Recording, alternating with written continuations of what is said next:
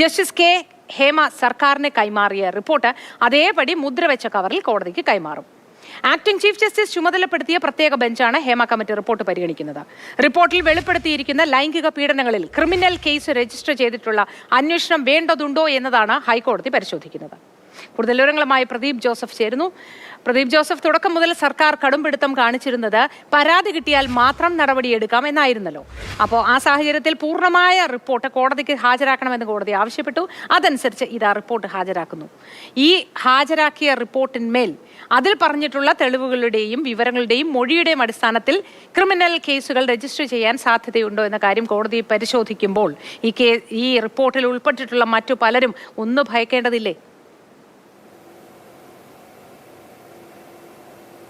തീർച്ചയായും ഈ ഹേമ കമ്മിറ്റി റിപ്പോർട്ടിന്റെ പൂർണ്ണരൂപം ഇനിയും അധികം ആരും പുറത്തു കണ്ടിട്ടില്ല. വിവരാവകാശ നിയമപ്രകാരം അപേക്ഷിച്ച ഏതാനും ആളുകൾക്ക് പോലും അതിന്റെ ഭാഗികമായ രൂപമാണ് കിട്ടിയത്. ആ കിട്ടിയ രൂപത്തിൽ നിന്ന് തന്നെ ഏതാണ്ട് 5 പേജുകൾ അക്കാര്യം ഈ വിവരാവകാശ നിയമപ്രകാരം ഇതിന്റെ പകർപ്പ് കിട്ടിയവരെ അറിയിച്ചു പോലുമില്ല. നൽകിയതിൽ നിന്ന് 5 പേജുകൾ കുറച്ചാണ്, അതായത് നൽകാമെന്ന് പറഞ്ഞിരുന്നതിൽ നിന്ന് 5 പേജുകൾ കുറച്ചാണ് നൽകിയിരുന്നത്. അതുകൊണ്ട് തന്നെ പല സുപ്രധാനമായ കാര്യങ്ങളും ഇനിയും പുറത്തു വന്നിട്ടില്ല. ഇന്ന് ഹൈക്കോടതിക്ക് മുമ്പിലേക്ക് ഇതെത്തുന്നത് മുദ്രവെച്ച കവറിലാണ്. മുൻപ് സൂചിപ്പിച്ചതുപോലെ ഒരു വനിതാ ജഡ്ജി ഉൾപ്പെടുന്ന ബെഞ്ചാണ് ഈ കേസ് ഇന്ന് പരിഗണിക്കുന്നത്. ഈ കേസ് അല്ലെങ്കിൽ ഈ റിപ്പോർട്ട് പരിഗണിച്ചതിന് ശേഷമാകും തുടർ നടപടികൾ എന്താണ് എന്നുള്ളത് സംബന്ധിച്ച് ഒരു തീരുമാനമുണ്ടാവുക. സംസ്ഥാന സർക്കാർ ഇപ്പോൾ പിടിച്ചിരിക്കുന്ന ഒരു പിടിവള്ളി എന്ന് തന്നെ പറയാവുന്നത് കോടതി പറയട്ടെ, കോടതി പറയുന്നത് പോലെ ചെയ്യാം, കേസെടുക്കണമെങ്കിൽ കോടതി പറയട്ടെ, കോടതി എന്ത് പറയുന്നുവോ അത് അനുസരിക്കാം എന്നാണ് സർക്കാരിൻ്റെ നിലപാട്. അതായത് കോടതിയുടെ കളിക്കളത്തിലേക്ക് പന്ത് തള്ളിയിട്ട് മാറി നിൽക്കുന്നു. ഈ ഒരു സാഹചര്യത്തിലാണ് മുദ്രവെച്ച കവറിൽ പൂർണ്ണമായ റിപ്പോർട്ടിന്റെ രൂപം ഹാജരാക്കാൻ ഹൈക്കോടതി ആവശ്യപ്പെട്ടിരിക്കുന്നത്.